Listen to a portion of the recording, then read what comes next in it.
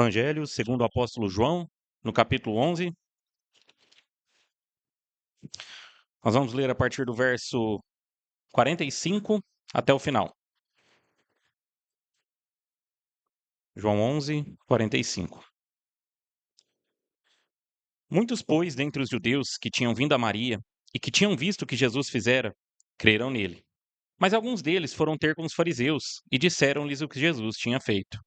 Depois, os principais sacerdotes e os fariseus formaram um conselho e diziam: Que faremos?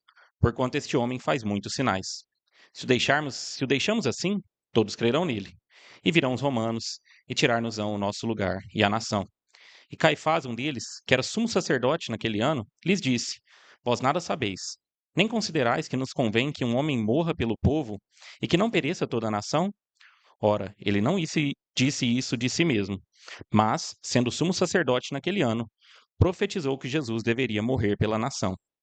E não somente pela nação, mas também para reunir em um corpo os filhos de Deus que andavam dispersos. Desde aquele dia, pois, consultavam-se para o matarem. Jesus, pois, já não andava manifestamente entre os judeus, mas retirou-se dali para a terra junto ao deserto, para uma cidade chamada Efraim, e ali ficou com seus discípulos. Estava próxima a Páscoa dos judeus, e muitos daquela região subiram a Jerusalém antes da Páscoa para se purificarem. Buscavam, pois, a Jesus e diziam uns aos outros, estando no templo: Que vos parece? Não virá a festa? Ora, os principais sacerdotes e os fariseus tinham dado ordem para que, se alguém soubesse onde ele estava, o denunciasse, para o prenderem. Somente até aqui, vamos mais uma vez a Deus em oração, suplicando por esse sermão, pela palavra que será exposta. Oremos. Senhor Deus, maravilhados, Deus, com o teu texto bíblico, maravilhados por estarmos aqui reunidos nessa noite, como povo, Deus, do Senhor, povo que se reúne, Deus, para aprender diretamente as palavras de Cristo Jesus. Nós queremos, Deus, fazer isso com todo cuidado, com toda diligência, e pedimos, ó Deus, que o Senhor nos ajude, que o teu Espírito Santo nos conduza, ilumine as nossas mentes, toque profundamente o nosso coração, não com palavras, Deus, de sabedoria humana, mas com, ó Deus, palavras verdadeiras, palavras da parte do Senhor, palavras persuasivas, Deus, do teu Espírito. Que realmente, ó Deus, nossos ouvidos estejam abertos, nosso coração, ó Deus, amolecido, para sermos, ó Deus, tocados, para sermos, ó Deus, levados ao conhecimento, Deus, do Senhor, e assim vivermos por isso. Nos ajude e tenha misericórdia. Nós clamamos por meio de Jesus Cristo. Amém. Um comentarista nesse texto, inclusive que nós citamos hoje pela manhã, reforça, né, uma verdade, que a impiedade sempre anda junto, né, com a falta de coragem ou com a covardia. Não é longe, né, ou as duas coisas andam muito juntas. Não é incomum vermos, né, nós mesmos, quando estamos mais ímpios, ou principalmente os ímpios desse mundo, sendo, né, covardes, não tendo coragem de enfrentar, né, os desafios, as coisas dessa vida. Muitas vezes, né, a falta de coragem, que é, né, o covarde, ele busca caminhos alternativos, ao invés de enfrentar, ao invés de lidar com o problema na frente dele. E, no sentido, né, então, da impiedade que nós falamos aqui, é, mesmo que o cara seja um valentão, mesmo que o cara seja aí um desses que impetuosos, ele usa, né, de meios espúrios para, né, mostrar essa sua covardia ou essa sua falta de coragem. Nós então estamos aqui defendendo então que sejamos corajosos. E a coragem, né, inspirada pela escritura, é que sejamos corajosos para fazer o que é certo, mesmo que este caminho pareça difícil, mesmo, né, que esse caminho pareça delicado, mesmo que nós tenhamos que enfrentar grandes desafios. Mas nós sabemos, né, que se enfrentarmos com coragem e com piedade, estamos fazendo isso então com o nosso Deus, e que força maior há, né, do que isso.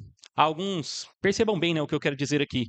Nós não estamos falando, né, de um tipo de coragem, né, que taca a cadeira nos outros. Pelo contrário, isso é exatamente a covardia que cruza, né, o caminho, que faz um caminho tortuoso para enfrentar um problema ao invés de lidar com ele, né, frente a frente. Nós estamos falando desse tipo de coragem, né, que o Senhor nos inspira aqui na Escritura.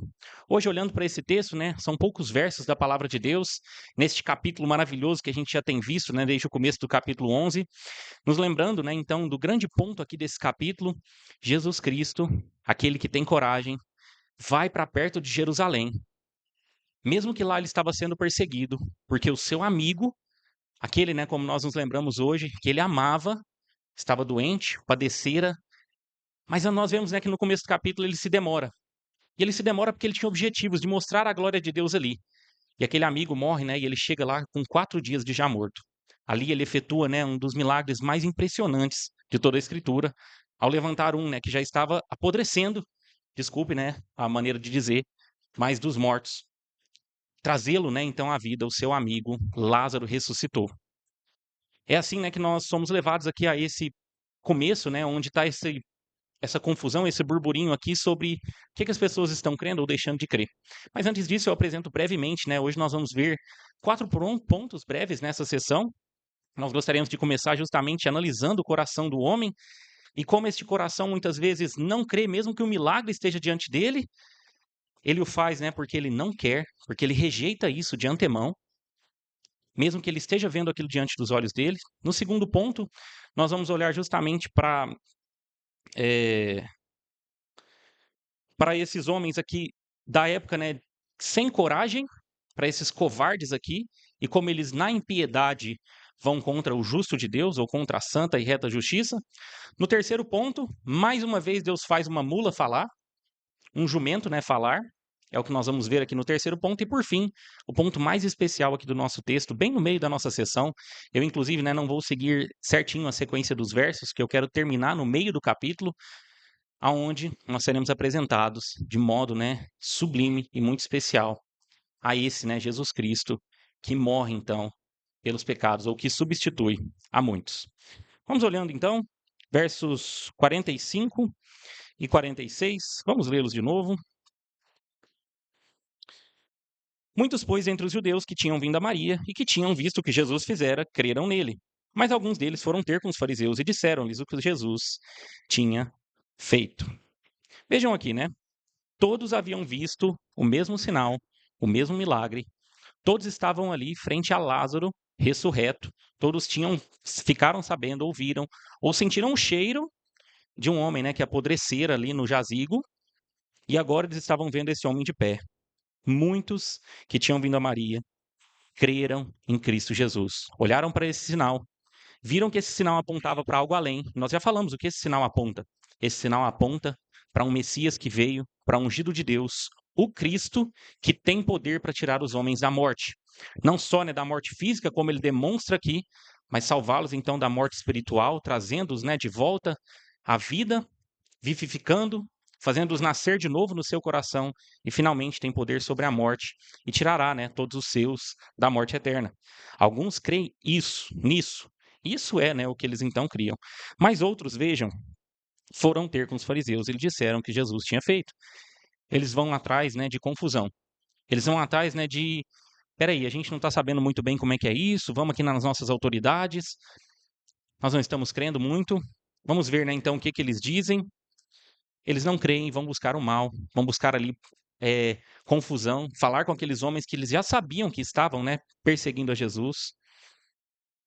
Vejam, muitos de nós podemos, né, nos perguntar hoje, por que Deus não aparece aqui, opera, né, sinais e milagres e prodígios para que as pessoas creiam?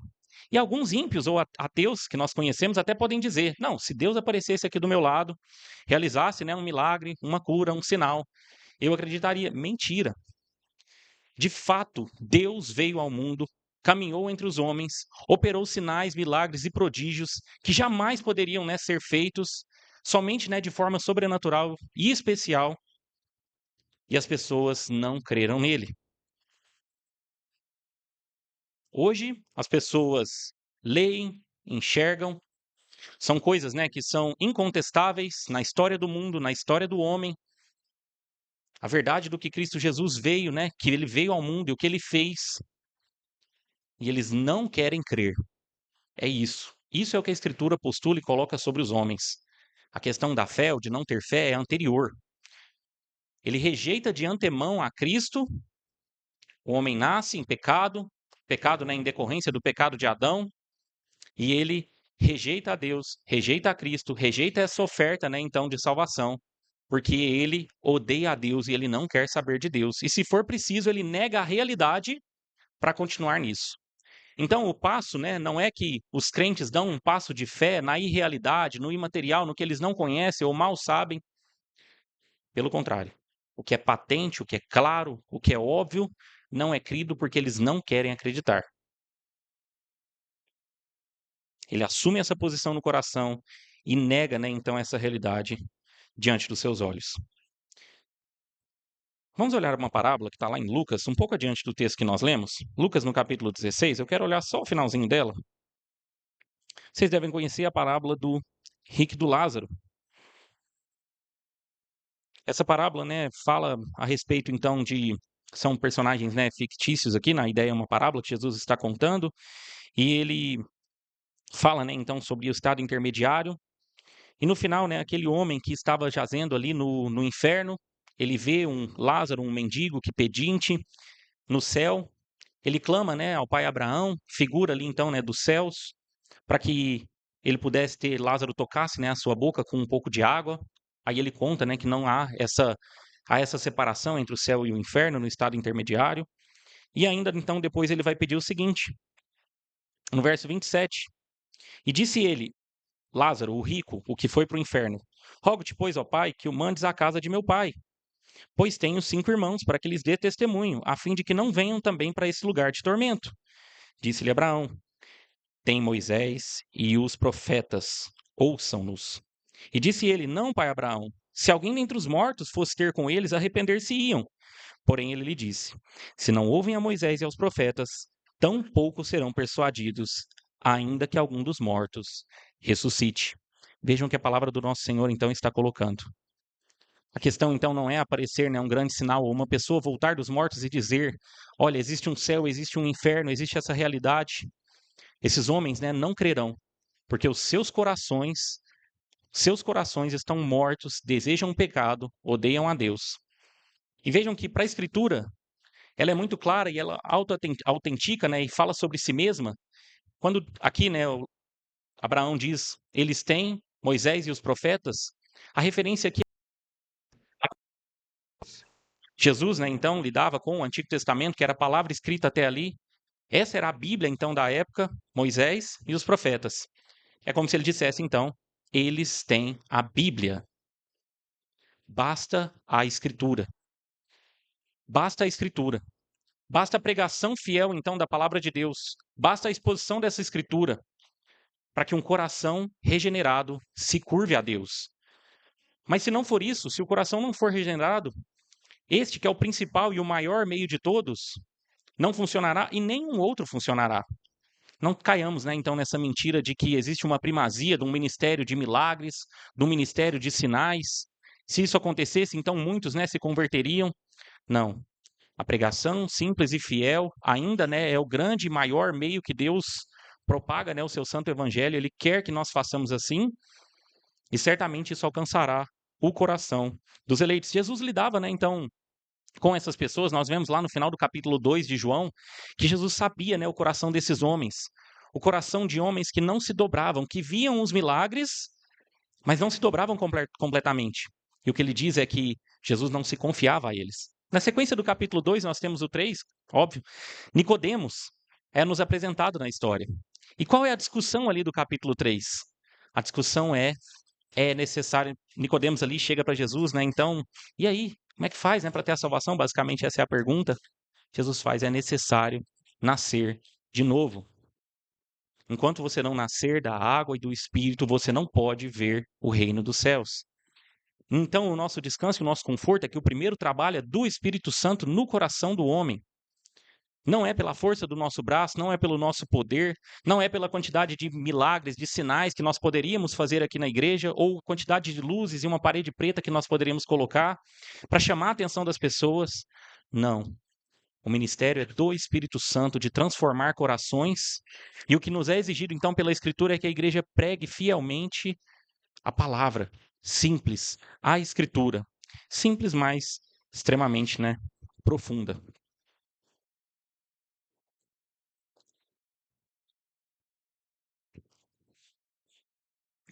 Lembrem-se, qual o sinal que está em vista aqui? Eu não estou comentando essas coisas aqui à toa.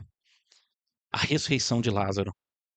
O poder de Jesus Cristo em tirar mortos, ossos ressequidos, ossos desconjuntados, corações apodrecidos, corações que já estão fedendo, trazê-los então para a vida.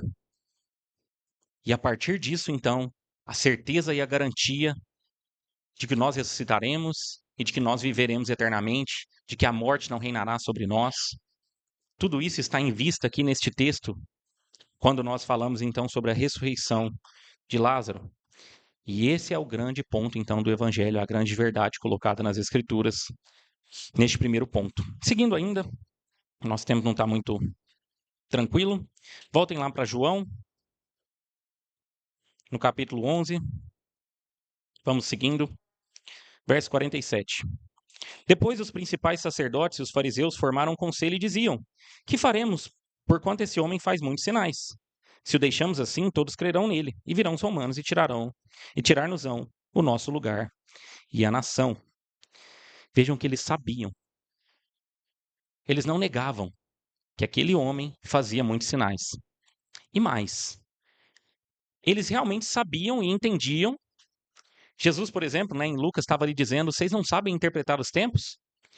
Vejam as profecias de Daniel, os reinos em sequência, a exatidão do momento em que era profetizado. Eles sabiam que o Messias estava para vir naquela época e eles sabiam que havia uma grande chance daquele ser o Messias, dele ser o próprio Cristo, o ungido de Deus. Eles viam aqueles sinais, eles entendiam e deveriam entender os tempos. Mas vejam, eles preferem negar aquilo. Eles preferem, e começa aqui a desenhar então como eles estão buscando um caminho de covardia, de falta de coragem. Nós temos aqui, como anunciado no verso 47, a reunião do Sinédrio. Os principais líderes da nação são chamados naquele momento. São chamados para que pudessem conversar a respeito de um assunto sério. O que nós faremos quanto a isso? Vejam que a preocupação deles é nacional. Vão vir os romanos e vão lidar com a nação toda e nós vamos ter problemas. Eles estão preocupados com toda a nação, ou supostamente preocupados com toda a nação, e os grandes líderes, então, se reúnem para discutir aquela situação. Eles temiam, eles tinham medo de perder seu status com os romanos, de perder aquela situação em que eles estavam ali. Eles não andavam na injustiça, eles estavam dispostos a ir mais longe nessa injustiça que eles já andavam.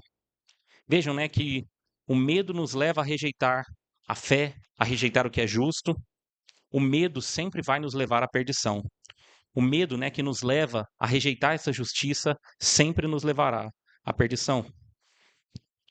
Quando os homens, então, perdem a piedade, eles perdem a sua coragem e avançam, na sua covardia. No capítulo 7, esses homens aqui vão dizer, e nós já expusemos esse texto no capítulo 7 de João, vejam só, nenhum dos poderosos crê nesse homem. Tem algum dos líderes que creem? Questionando e indagando, pessoas que estavam ali falando sobre a fama de Jesus. Vocês são uns coitados, uns zeros ninguém, pensando nisso daí. Agora vejam, o temor deles. Eles temem o avanço do reino. Eles temem que o evangelho seja propagado. E eles percam, então, o seu lugar. E por isso eles tramam. Os líderes da época se reúnem para tramar, para fazer as suas maldades. Aqui, nós já começamos a ecoar e lembrar um salmo que nós vamos cantar agora mesmo, o salmo de número 2. O sucesso do evangelho para esses homens, é pavoroso. O sucesso do evangelho, mesmo no mundo hoje, é um pavor para os adversários do reino, para os adversários do evangelho. É claro, e nós podemos pensar que não havia nenhum perigo, se o evangelho crescesse, se Cristo continuasse, promulgando as suas palavras para aquela nação. Aliás, Cristo pregava uma paz resoluta, que eles não deveriam, então, entrar em embates, mas cada um deveria tomar a sua cruz. Ele pregava: dai a César o que é de César. Qual o temor, deles aqui, então, em relação aos romanos? Ainda, que houvesse algum perigo, nada justificaria a impiedade, do que eles tramavam aqui contra alguém que era justo, mas assim fazem, os perseguidores do evangelho. Dizem que os crentes são um mal no mundo, um problema, que os crentes e o evangelho emburrece o povo, é o ópio do povo, que a pregação do evangelho, ou a igreja cristã, é a propagação do preconceito, e com isso vem a violência, o mal no mundo. Vejam, nós precisamos proteger a nação, colocar isso para escanteio, tirar a religião da esfera pública. Quando não, né? Isso é o que é mais simples, né? Falado no nosso meio. Mas se pudessem, assim como é feito em outros países, deve ser perseguida, extirpada, ainda que alguns tenham que ser mortos violentamente. É o que deve acontecer com a religião cristã. Vejam, né? São estabelecidas razões de Estado em oposição às regras da justiça ou às regras bíblicas. A nação é importante. O que nós pensamos para a nação e o nosso projeto de nação é mais importante do que a justiça bíblica, do que a verdade bíblica. Aqui, né, fica bem claro. Eles estão preocupados com a sua riqueza, com o seu poder, com o seu status, e muito mais preocupados com isso do que com a justiça, do que com a verdade.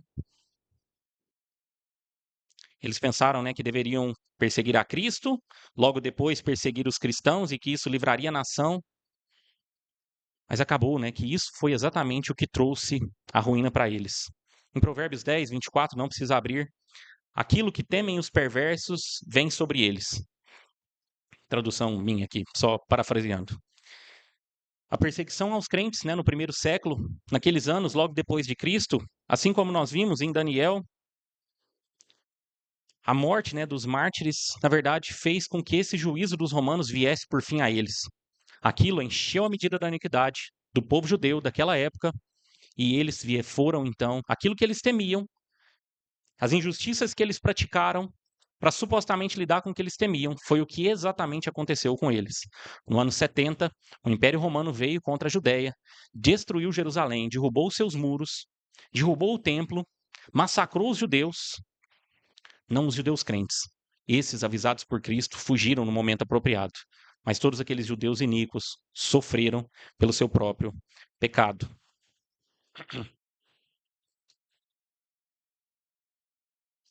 Essa é a última semana de Daniel. No final do capítulo 9, né? São contadas, né, 69 semanas, falta uma. A última semana relata, né? E Jesus fala sobre ela, o apóstolo João também, no Apocalipse. A última semana, os últimos 7 anos, a guerra judaico-romana. No meio dela, né? Enfim, até o fim dela, a destruição de esses homens aqui. Incrédulos, esses homens não acreditavam que Deus poderia protegê-los ao fazer a coisa certa, ao aceitarem o Messias que havia sido enviado. Então eles precisavam confiar nos homens, confiar no Estado, confiar, né, no poder da justiça própria deles, daquela nação que eles agora estavam servindo. Tolos, covardes. Agora pensem, será que muitas vezes essa não tem sido a nossa expectativa? E com isso, as nossas atitudes não decorrem de buscarmos a justiça, a piedade, as coisas certas. Com covardia, vendemos os... Claro, né, que isso não significa, assim, ser tolo, entregar-se, né, a qualquer perigo. No verso 54, o próprio Jesus, né, já não andava manifestamente entre os judeus, mas retirou-se dali. Ele sabia qual era o seu propósito, ele sabia qual era o seu chamado, ele sabia, né, o que ele deveria fazer. Ele se entregaria e ele faria isso na hora certa, naquele momento, né, na Páscoa. E por isso, naqueles últimos dias, ele toma cuidado, mas ele não deixa de pregar. Ele não deixa, por exemplo, de falar. Ele está com seus discípulos, ele está pregando, ele está manifestando, né, o Pai no mundo.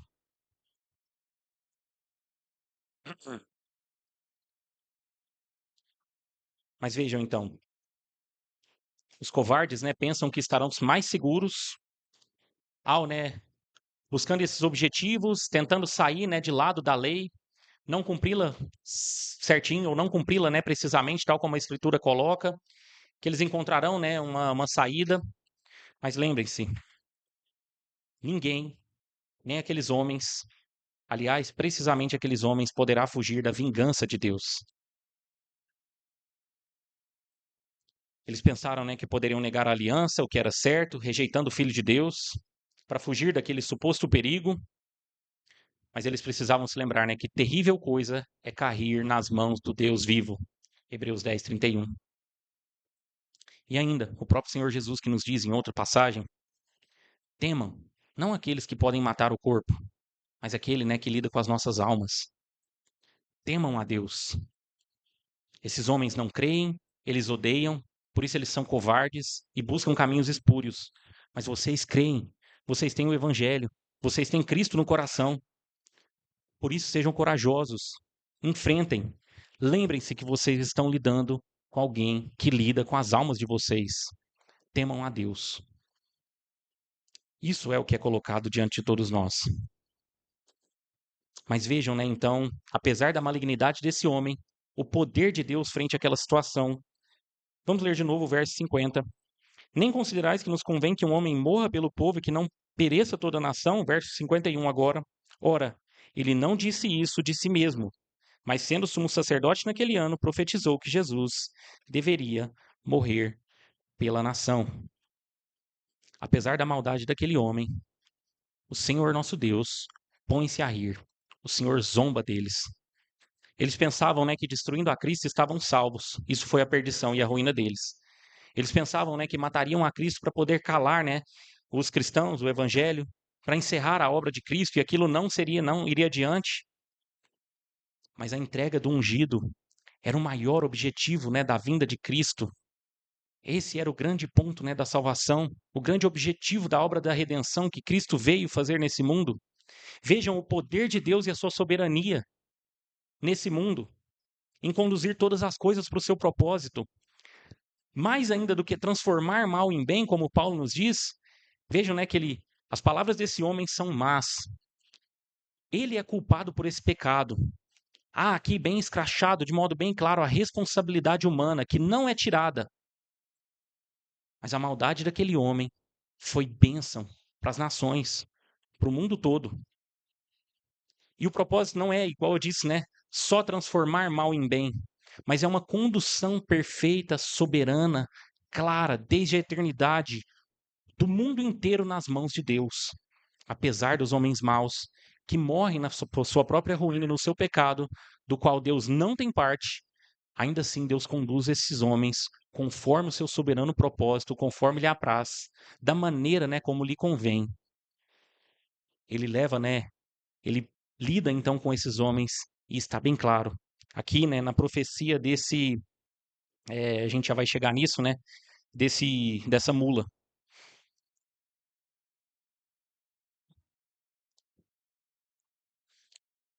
Soberania e responsabilidade humana. Soberania de Deus, perfeita, plena, completa, e responsabilidade humana são duas verdades apresentadas na Escritura. São claras, são patentes, é assim que a Escritura apresenta as coisas. Mas vejam, algo mais, né, aqui nesses versos, como eu ia falando. Nós temos aqui esse que era um sumo sacerdote, como eu falava há pouco, mas vejam, nós não devemos aprender, né, com esses hipócritas. O próprio Jesus não recomendava que os fariseus deveriam ser exemplo, ou deveriam, né, ser consultados. Ele os chamava, né, de sepulcros caiados. Não há um incentivo aqui da parte, né, da escritura de João aqui que comenta a respeito da fala desse homem para que nós sigamos falsos mestres, falsos profetas ou anticristos nesse mundo. A maldade dele está escrachada. E aqui esse homem, então, acerta, né, ou faz essa profecia, sendo o sumo sacerdote uma posição, sim, né, de destaque. O Senhor fala, né, por meio da sua boca para aquela nação, usa a sua maldade para trazer essa profecia. Mas, como eu lembrei, então, algumas vezes, ele o faz, né, igual o relógio quebrado, que acerta, né, 2 vezes ao dia. Ele faz, né, como uma mula que fala, né, para um Balaão. Até mesmo Balaão serve muito bem, né, ao nosso propósito aqui e nos lembra aquele profeta, agoureiro, que depois leva, né, a nação ao pecado, que é condenado nas escrituras, que é morto por causa da sua própria ganância na guerra, né, contra aquela nação lá, os amalequitas. Ele, né, vai até Israel na tentativa de amaldiçoá-los para tentar conseguir riquezas, principalmente pelo que Balaque queria. Nós lemos isso recentemente em Números, mas o Senhor não permite. E ele profetiza bênçãos. Uma atrás da outra, todas as suas profecias são bênçãos, né, para aquele povo. Assim é, né, a tentativa desses homens maus contra, né, o reino de Cristo Jesus.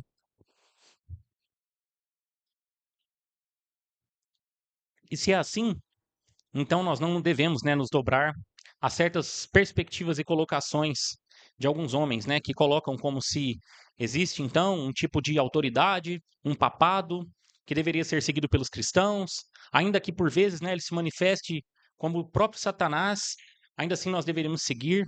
Quantas mentiras, né, de uma falsa igreja, de uma igreja anticristã. Mas isso muitas vezes é levado para o meio evangélico e colocado, né, como se nós não podemos tocar o ungido de Deus. Veja, esse homem aí está dizendo, ele é o pastor, ele é o bispo, ele é o apóstolo dos nossos tempos.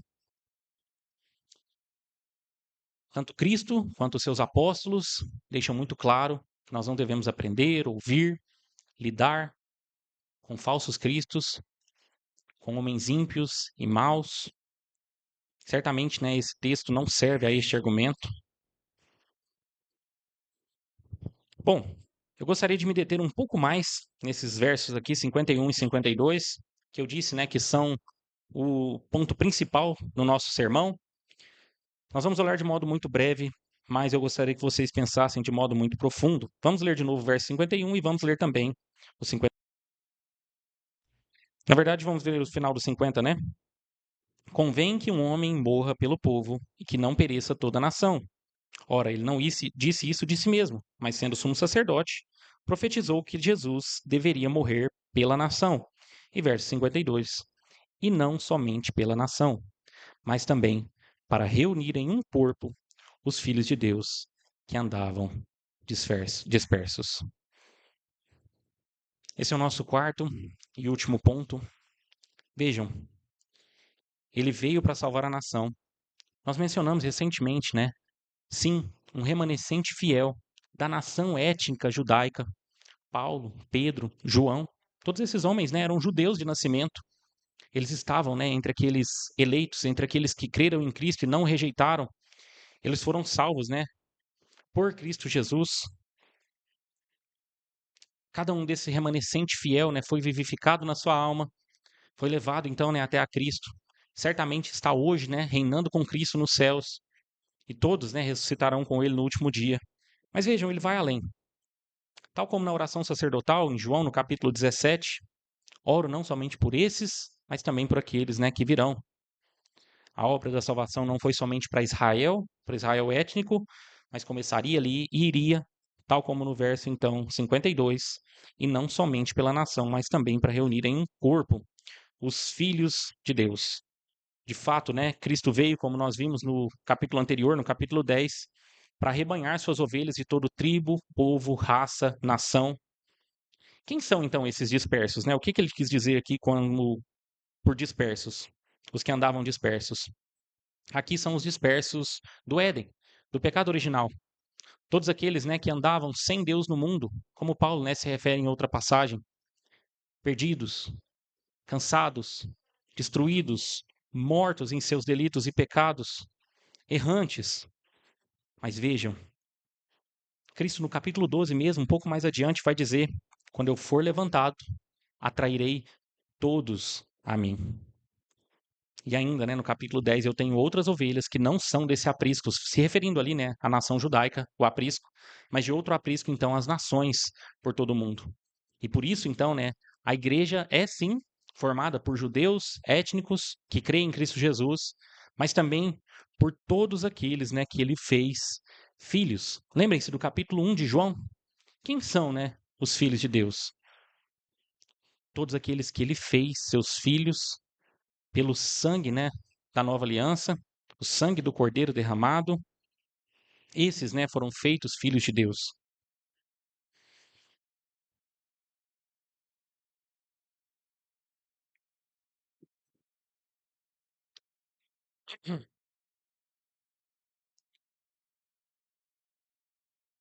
E os que creem, e os que são filhos, são aqueles, né, que creem em Cristo Jesus, para reuni-los em um só corpo, no meio, né, dos versos 52. Ele como cabeça de uma unidade. Lembrem-se, né, da Santa Ceia que nós tomaremos, né, agora mesmo. Um pão que fala de uma unidade, de um corpo, um com ele e uns, né, com os outros. Vejam, né, talvez isso possa chocar um pouco com passagens como nós lemos em Lucas agora mesmo, ou em Mateus no capítulo 10. Ele veio para dividir, Ele veio para trazer divisão dentro de uma casa, pai contra filho, filho contra pai, nora contra sogra. O chamado, né, é para que tenhamos coragem, mesmo contra a nossa família terrena de sangue.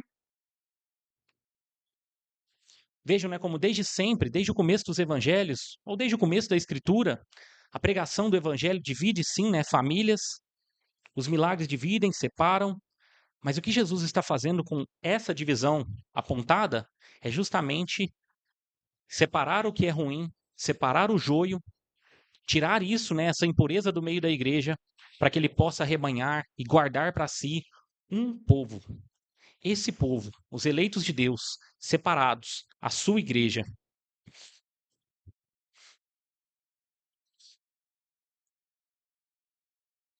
De que modo, né, isso vai acontecer? Daquela maneira como eu falei, é de modo sobrenatural.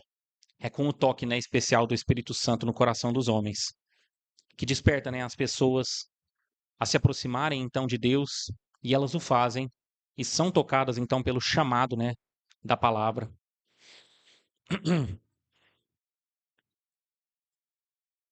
Pela palavra, né, nós somos chamados, tal como Jesus chamara há pouco. Lázaro, vem para fora. Essa é a palavra, né, que constrange, que toca, que chama o coração dos homens. E finalmente, o ponto mais importante, aquilo, né, sim, que nos faz ter coragem, que nos faz andar, né, no mundo de modo correto. Nós já falamos aqui sobre quem são, né, os que Jesus está alcançando. Nós já falamos como ele os está alcançando, mas nós precisamos falar especialmente de como ele faz isso. Importa que um homem morra pelo povo. Na boca daquele homem, a grande mensagem central do evangelho. Pela morte de um, a substituição. Pela morte de um, muitos sendo salvos na cruz do Calvário. Cristo, então, tomando o lugar dos homens naquela cruz. Lá em Daniel, no capítulo 9, não vai dar tempo, mas depois leiam, ele foi morto, né? O Messias foi cortado no verso 26 para cumprir as coisas do verso 24. Os profetas, né, como Daniel, predisseram, né, essas coisas, a que tipo de morte Cristo viria. E Cristo veio para livrar, então, né, por essa morte, livrar os seus da morte, a descendência de Abraão, a descendência espiritual. Ele morreu para expiar os nossos pecados. No verso 55, a Páscoa estava próxima. E como não lembrar, então, né, da Páscoa e do seu significado? Na casa daqueles em que o cordeiro foi imolado, em que o cordeiro foi sacrificado, e o sangue estava nos umbrais da porta, a morte não entrava, mas o anjo passava sobre aquelas casas. Era a Páscoa. O sangue que livrava os homens às casas da morte.